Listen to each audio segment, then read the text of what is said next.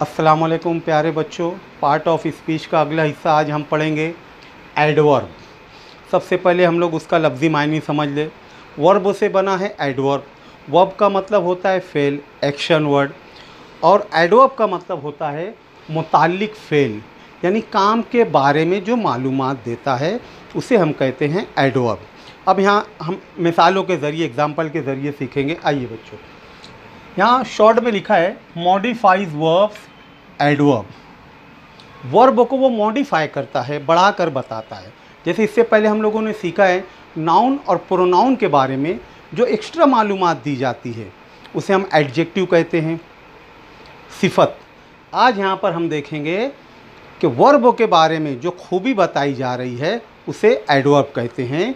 और मुख्तसर में ये भी कहूँ मैं, कोई वर्ड होता है या वर्ब होता है जिसके आगे एलवाई लगा होता है, आम तौर से हम उसको भी एडवर्ब ही कहते हैं।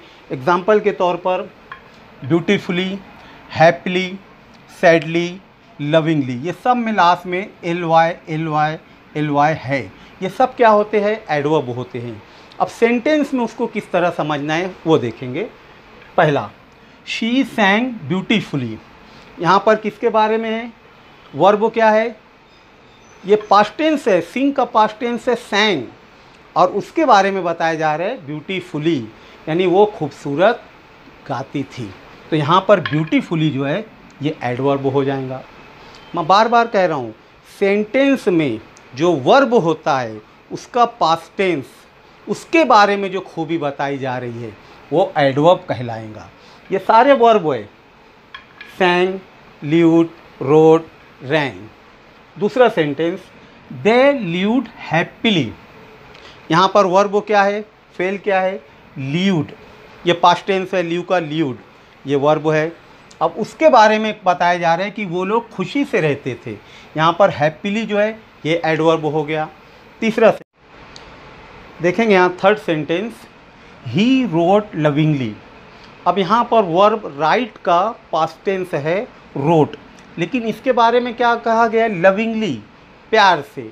तो इस सेंटेंस में एडवर्ब जो हो जाएगा लविंगली, यानी वो प्यार से लिखा। चौथा सेंटेंस, दे रैन फास्टली।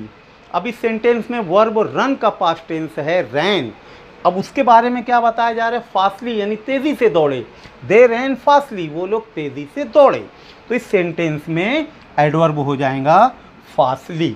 अब यहाँ पर आप लोग समझ गए होंगे कि वर्ब का पास्ट टेंस होता है सेंटेंस में, और उसके बारे में, उस फेल के बारे में जो लिखा होता है वो एडवर्ब होता है, और आखिर में एल वाई आमतौर से होता है।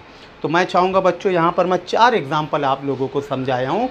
आप लोग अपने मन से कुछ ज़ायद एग्जाम्पल्स लिखना है और मुझे सेंड करना है। मुझे उम्मीद है आप लोग करेंगे।